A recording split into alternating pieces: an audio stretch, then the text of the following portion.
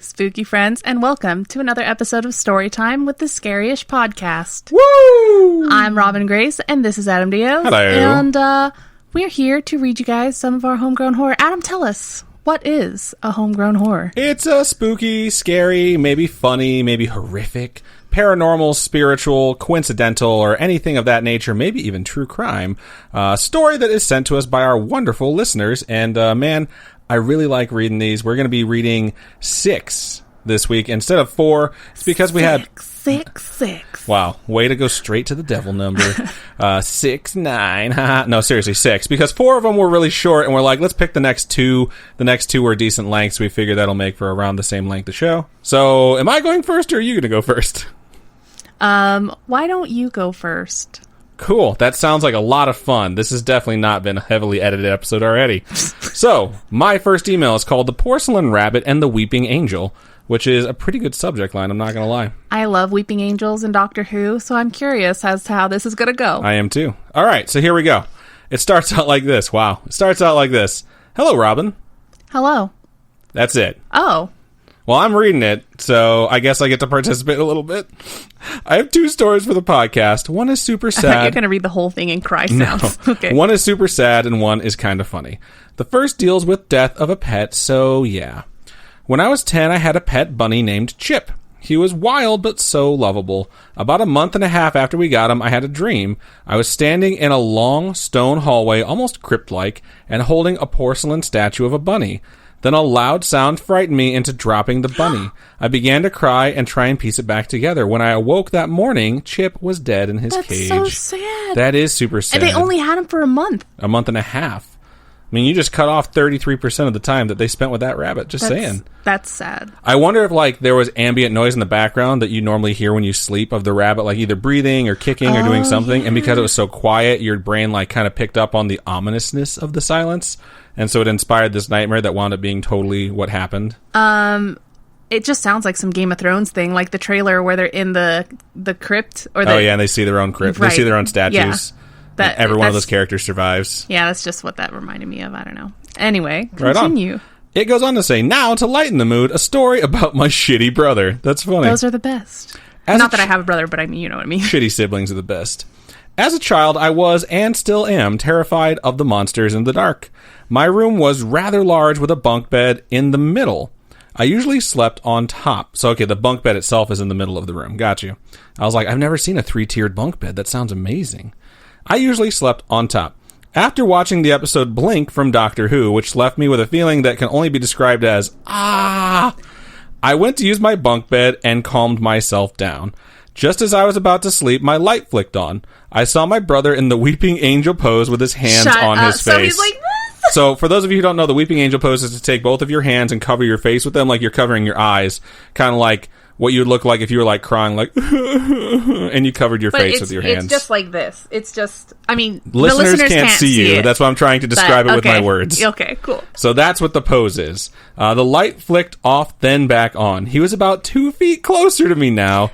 That's terrifying. Needless to say, how was he flipping the light on? I'm sure they're about to tell us. Okay. Needless to say, I was freaked out. Again, the lights flickered and he got closer. A final time, the lights flickered, but he wasn't in my sight. I was freaking out. Then my brother shot up into the field of view with a pumpkin skin-tight mask on and yelled. I shrieked at the top of my lungs. He and my sister, who was manning the lights, began laughing hysterically. That's fucking awesome. Not for you, but that's a really good prank. Hope you enjoyed this, and thank you to Ghost Mom for editing this. I love the podcast, and you are awesome. Keep it up. Much love, Serena.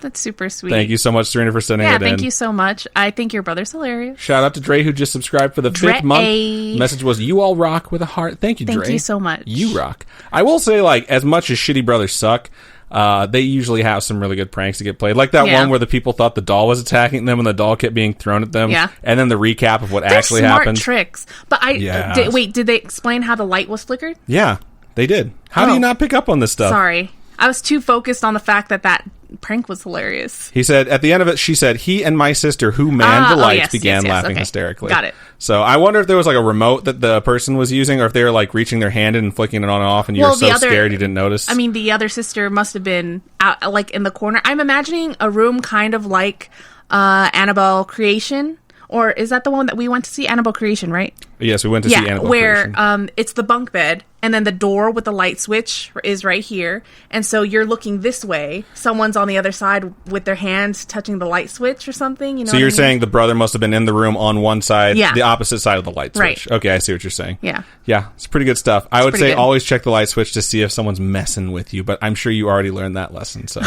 good stuff. Thank you for sending that in. We appreciate it. This next email here is from Thomas, and the subject is share on the podcast, please, and thank you. I just made up that that little inflection. It doesn't really give any inflection. But it says those words? Yeah, it says those words. That's fine. If you write us words, we're going to read them in whatever tone of voice we think you want us to read them in. There's just no punctuation, so I just made up whatever. Okay, so it goes. Hello, Robin Graves and Arnold Diaz. Hello. Hello. I used to be in the Discord. My name was Tornado. I helped y'all out. I lost my Discord account. Long story. I'll be back soon. Don't worry.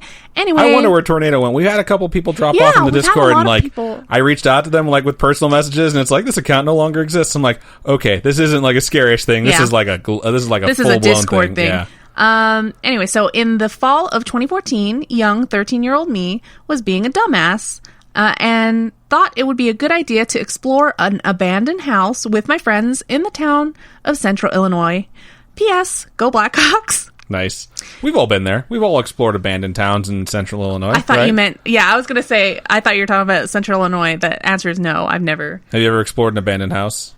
No. I've explored an abandoned van. That counts. We used to hang out in it and play games in there. Did they live in a van? Was it down by the river? Is that a song? It's a Chris Farley skit. Oh my God. Oh. All right. So me and my friends, also dumbasses, went to this house with the plan of seeing what it was like. The house has some background to it that I found out later on. It was built somewhere between 1942 and 1947, and it had only had two owners.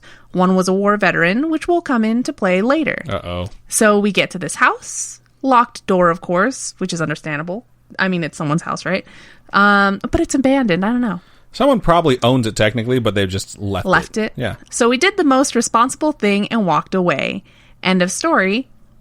Wait. Shit. Cool. That was good. Let's move into our third email. End of story. It's what would have happened if I was smart. We broke in, to say the least. Rocks and windows and shit. Oh my God. Exploring is different than breaking in. That changes the charges against you, man. By the way, I hate that I did this, which is totally understandable as well.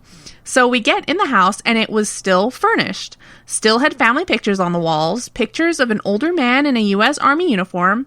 At this point, we were really hoping that this was an abandoned house. We explore around this dusty place when all of a sudden, a cat comes downstairs. This cat was very sickly looking, skinny, and of course the cat was black and mean looking. Oh, you're in its house. Of course it's mean looking. No. I'm scared of reading what's next. Okay. So this cat had something in its mouth, something that looked all too familiar. It looked familiar because it was a human ear. I shit you not. This ugly cat had a whole ear in its mouth. Wow. He ran off back upstairs because we screamed like the bitches we were. We left not wanting to find out where the ear came from. Mike Tyson, obviously.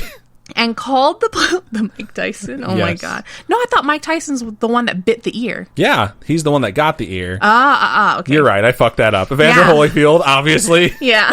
I tried to cover my tracks and it didn't work. No. Son of a bitch. Anyway, well, I'm surprised that I knew that. That's pretty impressive. Yeah, thanks. Way to call me out on my bullshit. You're welcome. We left not wanting to find out where the ear came from and called the police, which was the only reasonable thing we did this day. I'm sure you did other things too. The police searched the house and our worst fears were true. A dead body of an elderly homeless man was found in the upstairs bathroom. Oh, he committed suicide by gunshot. Oh, that's super sad. The craziest part is that the man found was the brother of the veteran who previously owned the house, who in fact passed away weeks earlier. Detailed later in the news, the brother, when found, was holding his veteran brother's Purple Heart medal in his hand. This is like the saddest story. That is so sad. We received punishment for breaking in, just a juvenile program, thank God. Needless to say, fuck that. I'm never doing that shit again. Hope you enjoyed the story. Sorry for any errors, and thank you for all you've done. You do not know this till now, but your jokes and constant positivity when I'm sad has effectively pulled me out of those places.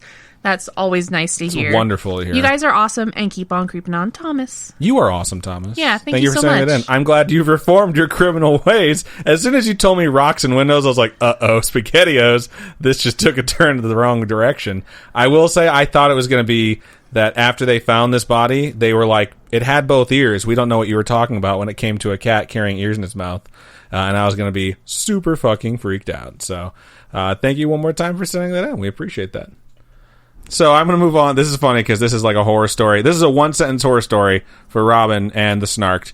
And the subject of this is website submission. The name is B-.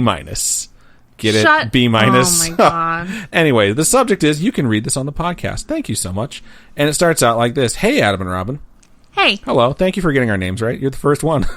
This is a fan. because the first one skipped you. Yeah. Aww. This is a fan, but I will not be saying any names in this because of privacy. Okay, so this is going to be fun. This is the first time I've ever sent in, so yeah, hope everything's okay for Spooky Mom. Now let's get off the tangent and on to the stories. Story number 1. This is my mom's. Oh, cool. When my mom was young, at night she would be trying to fall asleep and she would hear footsteps. It would start at the beginning of the hall, just walking. Then it would run at the end of the hallway. To add a scary factor, my mom's younger brother would hear the steps too. What would be scary is if it was like children's footsteps. I think that's scarier when you hear... you always make it about children so that you can say children are scary. Children are scary. The sound of children's footsteps running, imagine just super fast, small pitter-patter. Let's get at her. Is much scarier than... regular people footsteps? Yeah, because imagine... murderer footsteps? Okay, I challenge that child's logic. Footsteps, their strides are shorter. Therefore, you hear way more of them. An adult trying to run down the hall could probably do it in like 5 steps. I just imagine adult footsteps as like heavy thumping because they want you to know they're there, like but getting louder. They're already loud and they just get louder and they're slamming into the ground and they're faster the closer they get to you. Okay, that is scary. All right, story number 2. One day, my uncle, the same uncle who heard the footsteps, was getting off the school bus and looking through the window by the front door. He saw a black figure standing in the living room, in parentheses, that's where the window looked into. He went inside to say hi, but when he got in the house, no one was there. When I first heard that story, I almost pooped myself. And something even scary is that my grandmother, his mom, was in her room all day. The creepy thing about shit like that is it's either a ghost or it's a person that made their way into your house and then snuck out, which is kind of scary. Or they never left. Yeah, that's also and terrifying. And they live in your attic now. Or, I mean, this is a long time ago. This is when his uncle... Or they lived in your attic afterwards. Cool. This is true. Last story. So this is my aunt's story. She was lying in bed, probably watching Netflix. If it's your aunt and it's a while ago, then that's probably not the case, because Netflix hasn't been around that long. When her... Oh, no. Okay, I still think for some reason that this is like way long ago. This is probably your aunt's story from current times. I don't know why my brain was stuck in the past. It's because all our research usually is about something that happens in the past. Man. She was lying in her bed. We gotta have something happen in the future. Yeah, why doesn't anything happen in the future? I hit the wrong end of a cigarette. She was lying in her bed, probably watching Netflix, when her youngest said there was a monster in the bathroom. So that creeped me out just typing this. There's not a whole lot of details on that one. Hope it gave you chicken skin. I feel like you were trolling us with that last story. I love the podcast. Never stop. I want to hear your beautiful voices. I'm not trying to be a stalker from a fan. B. Thank you so much for sending that in, B. I appreciate the details and the not so detailed final story. Heard a monster. That's it. Are you scared? You should be. That's pretty good.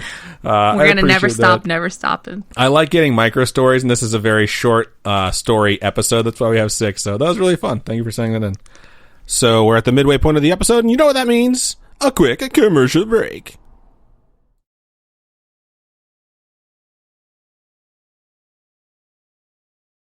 And we're back. I'm going to go into the next story here, and it's titled Sleep Paralysis Story. I feel like we haven't had one of these in a while, so it's kind of nice. It's been a minute. It's probably because we're looping back around again. So God, I hope not. I hope we're not repeating stories. No. I mean, like, the themes. Oh, yeah, okay, I see what you're saying. So it goes, I started listening and love it. Thank you. We're glad you love it. I had a lot of sleep paralysis, like non-stop every time I tried to sleep. One time I was trapped and I heard a child laughing. See, what is it with children? They're so creepy. You gotta stop bringing it up. They know you're giving them power. Along with a vision of a baby doll running in my hallway to my room. Imagine those tiny footsteps. Yeah. That's freaky, because Chucky still scares me. And I closed my eyes and kept hearing it laugh at me for a while until I got out. Another time, I was facing the wall with a lamp on and seeing my shadow of my sleeping body. I saw a hand slowly push my head down and bees fill my face and throat. That is a fucking night terror. Yeah, right, that's awful. That's horrifying. One of it's the like worst. A Nicolas Cage movie. Oh my god, bees! One of the worst. Shit. I just see Nicolas Cage's career is a night terror. Except for all the things that he's actually really good at. National Treasure. Leaving Las Vegas. It's like one of my favorite ones. Yeah. Not Leaving Las Vegas, but National Treasure. I've never seen National Treasure. What? Every time. So good. One of the worst times, I woke up from sleeping and I was literally dragged into sleep and I saw words of "just die, you're going to hell, we'll eat your soul," while hearing demonic voices and screaming. Sounds pretty encouraging.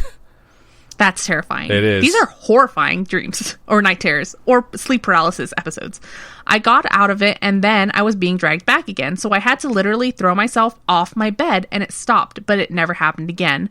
To this day, no one I asked has ever experienced this. I don't know if it's actual sleep paralysis or demons, but all I know is that I absolutely hate sleep paralysis. I'm with you on that one. That sounds horrifying. I hate to sleep, period. I will say I would open myself up to the possibility that it's something on a scale that is in between sleep paralysis and demons, because those are not the only two options. Sleep study is something that I would definitely recommend to folks that are having a seriously hard time, but if it hasn't happened again, then you might be okay. If it comes back, then I think sleep studies are a great way to try and figure out what's going on with you, and you know what, it's a difficult process to get through, but once you get through it, it might change the fact that you can sleep, and that's, I think, what the goal is there. So hopefully it's not demons, and if it is sleep paralysis, hopefully it doesn't come back. Yeah. All right. All right, I'm going to move on into my third email of the show, and the subject is the back rooms. Interesting. Starts out like this. Hello, Robin and Adam. Hello. Hello. This will be the second story related to dreams that I am submitting. I'm going to scroll up and see. This one's from Jeff. Jeff sent us one that we were speaking about last story time about what dreams actually are. Is it Goldblum? No. Well, maybe. Who knows? What if it was? Oh my God, I would cry. If it was, I'd cry for your career, because what are you doing sending us stuff when you should clearly be doing something better with your time? We are worthy of his time. He's just got to be a very busy man. Anyways, second story. It has to do with the infamous back rooms. Feel free to share on the podcast. Now, I have always been a believer in the unknown, but having it happen to me firsthand was an experience I will never forget. This story actually takes place about a week ago, and I'm still in a shock-type state from it. I started out at an abandoned oil pump that me and my buddies would hang around and skate at when we were kids. It was ominous since I hadn't seen it in years, yet I could see it in a perfect resemblance to the last time I was there. I was walking around in an overwhelming darkness that just felt threatening in and of itself.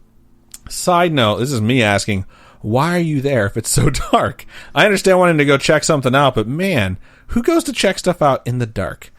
Getting back to it, I started to hear this unnatural, guttural bellow from something near the sewer manhole beside the pump, and at this point, I knew it was a dream. There we go. Thank you for telling me why you're there in the darkness. You're fucking sleeping. I decided to find the source of the noise and hope it didn't scare me too bad. As I approached it, a large tar-like hand grabbed me by the torso and forced my body through the sewer manhole by bending my body to the point where my spine would break. It felt bad. Not as bad as it should have, but I still felt something. The next thing I knew... That's terrifying. Yeah. That's like a scene out of a horror movie. It really is. The next thing I knew, I could hear loud fluorescent buzzing and even could see what looked like the inside of an office building. I feel like this exact sensation is describing how I go to work every day. And when I go in the door, it feels like my will to live is being broken in half. Anyways, the next thing I knew, I could hear the fluorescent buzzing of the office building, except there was no furniture and the lights made the floor and walls look yellow. The figure was gone, like it was never there, and I was free to explore. I started off by trying to find a way out, as this place gave me a horrible sense of dread and hopelessness.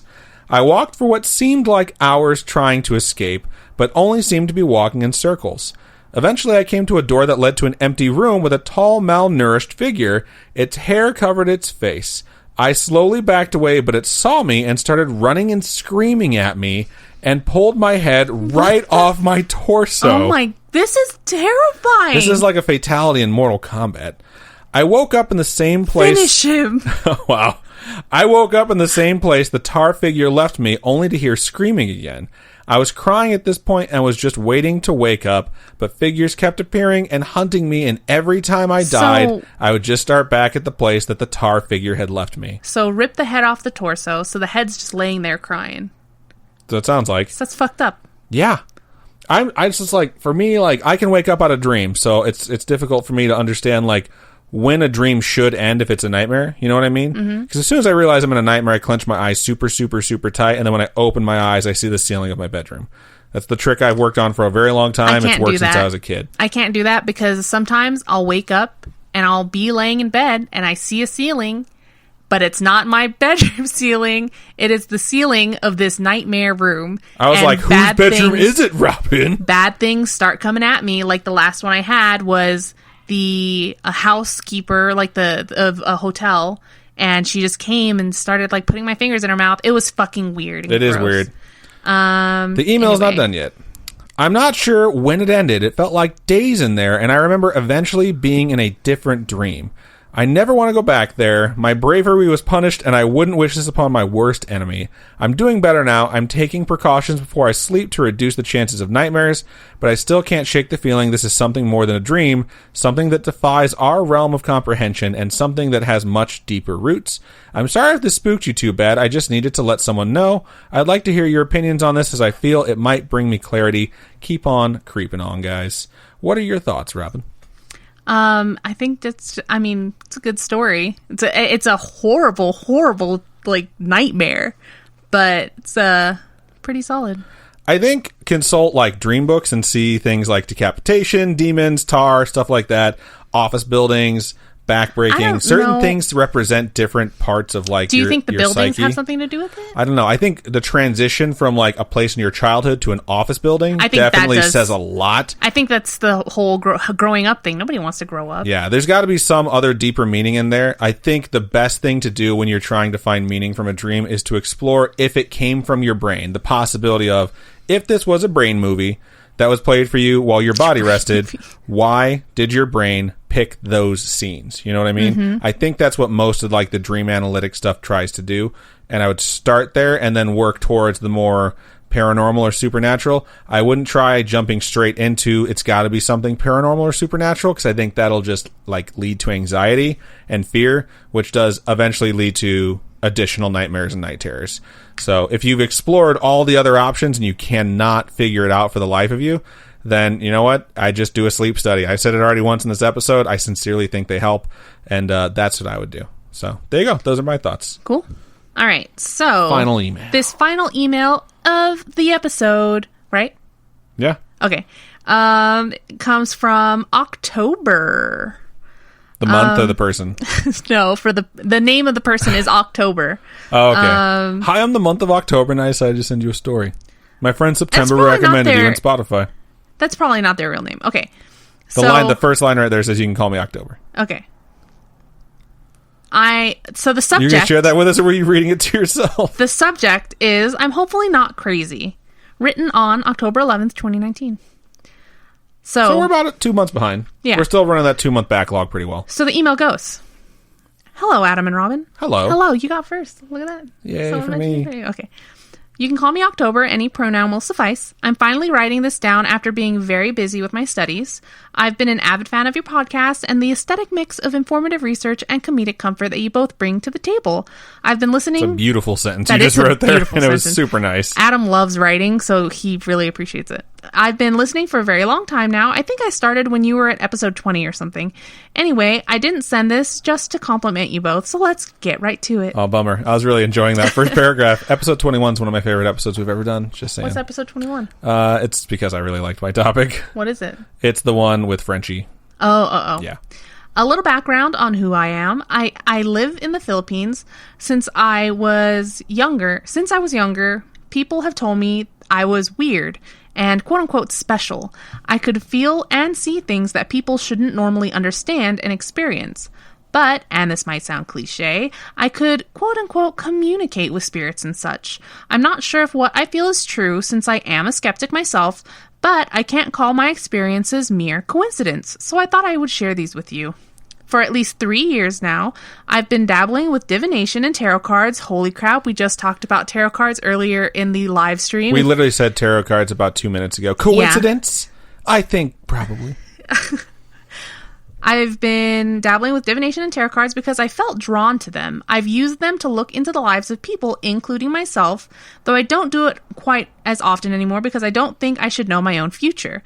I sometimes give advice and divine for others, and I usually get good feedback when others say that what I was saying was horrifyingly accurate. I love that. Horrifyingly accurate.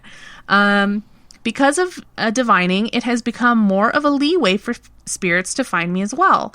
Though I usually reject their request because I can only communicate and tell events and not in any way capable of fulfilling tasks that they ask.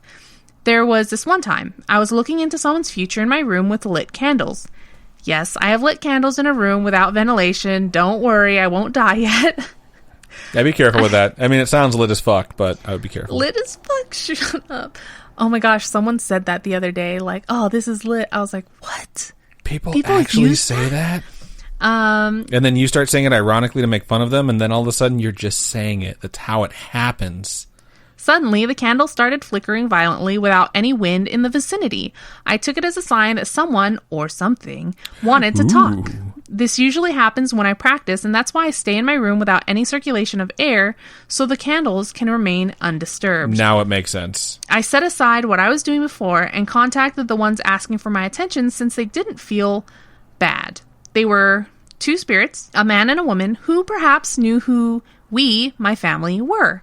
They had introduced themselves as my great-grandparents. Obviously, I took it with a grain of salt, but stayed polite because things can lie, which is just what happened in Annabelle Creation. That's me adding that in. It's not in the email. So they were here, and the woman was asking what I was doing. I said that I was trying to find out something using my cards. And as grandmas do, they don't stop talking and asking questions, which was a bit overwhelming. I've never met her and my great-grandfather before because they'd passed away when I was still an infant. I asked what they were doing here, and they replied that they were just checking to see what was happening in the household. Most of the people in our family are women, by the way, so it's sort of a matriarchy. I told them we were doing fine, and we said some greetings, and they left. That night, while we were having dinner, I told my family members that great-grandma and grandpa came to visit. My family is aware of my eccentricities. My mother laughed, and my two grandmothers felt a bit melancholic. Is that right? Melancholic? I think so. They informed me that it was my great-grandfather's birthday. Wow, that's crazy. Wow. I didn't know, so it came as a little shock to me, but it made sense. That's the end of my little story. I apologize if it's long. Anyway, I still have numerous experiences if you'd like to know more. Thank you so much for your time, and as always, keep on creeping on. Thank you so much, October. It's a really, really good email. Send Shout us out more. to Emanon, who just gifted a sub to ASB Bunny, which would be the 7th month for ASB Bunny. Nice. It's very nice of you. Thank you so much. Yeah, October, that was an excellent story. The twist at the end where it was your great-grandfather's birthday. Because it makes sense why they would actually be there with you. Yeah, it's one of those things where it's like, are they getting time off because it's their birthday, or is it just where they're going back home because it's their birthday? A lot of afterlife questions that I don't know. I have from that, but it's like, we're not going to know until we get there, and I'm in absolutely no rush. But that's really nice to know that it's like, it was something that you were suspicious of because you are a skeptic, but at the same time, you treat it with enough respect where it felt welcome enough to tell that to you. And then next thing you know, you're being told it's your great-grandfather's birthday. So, great email. Thank you for sending that in. Yeah. So that's everything that we have for this episode 97 of Storytime. We're almost at the century mark for the episodes. We have dedicated 100% to listener-submitted stories, which is pretty amazing that we've been able to do so many of these. Thank you so much to everyone in the past who has sent in their stories. and Tonight who has sent in their stories. Thank you to everyone who joins us to watch live at youtube.com/Scaryish and twitch.tv/Scaryish podcast. It's amazing to have folks to interact with while we read these and not only talk about the stories, but talk about kind of whatever's going on right now in your lives. It's really fun to get to know you. Shout out to Glitchgrim, who's our moderator in YouTube and Twitch at the same time. We sincerely appreciate you. It's really awesome to have people share their stories with us because some of them are like deeply personal, some of them are profound, and some of them are just funny. Like, you know, when you have a sibling who's playing a trick on you with another sibling, which is why you got to have at least 3 kids, 1 to torture and 2 to torture them. So that was a really funny story. I really enjoyed that one. So I enjoyed all of them, let's be real. So if anyone has a story that you would like to send us, please email storytime@scaryish.com. You can also go to our website, scaryish.com, and click on the Contact Us. Don't even do that. You screw up words all the time. Scaryish.com, click on Contact Us, fill out that form. It comes directly to us. You can also hit us up on our social medias, facebook.com/ScarishPodcast, @ScarishPod for Twitter, and @ScarishPodcast for Instagram. For the people who want to give us money, how can they do so, Why do you Robin? have to say it like that? Dollar bills, y'all. Dirty money 2020. How can they do that? You can go to patreon.com/Scaryish podcast. Those are monthly donations. There's a whole bunch of different tiers on there. You can check it out. Tiers start at $1, and it gives you access to ad-free episodes. If so, check that out. I think that's a pretty cool perk. And then you can do coffee, ko-fi.com/Scaryish podcast, and those are one-time donations. All those donations help us upgrade our studio setup. They do indeed. They really, really, really help. And we got some stuff coming down the pipe.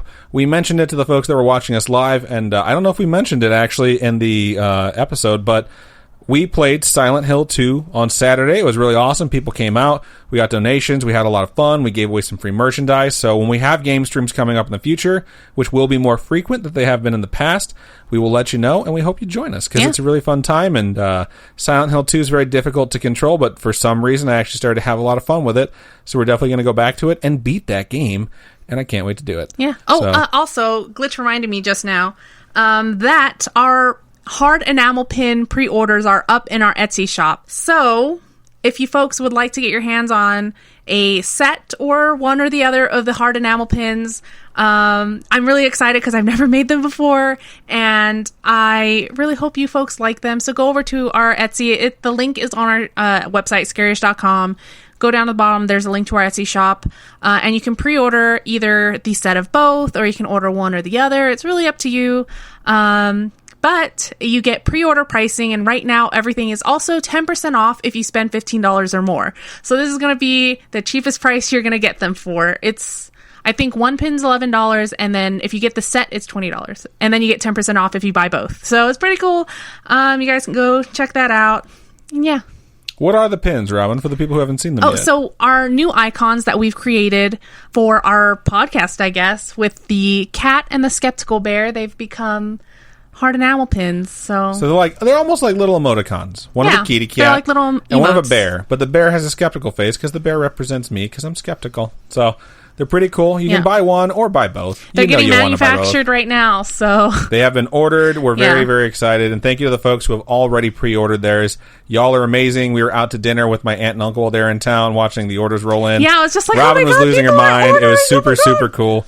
So that was a really special experience, and it's happened to us because of you. So thank you so much. But I do think that is everything that we have for episode 97 of Storytime. So Robin, do your thing, girl, and sign us out. Do your thing, girl. Keep on creeping on, and we'll talk to you guys later. Bye-bye. Bye.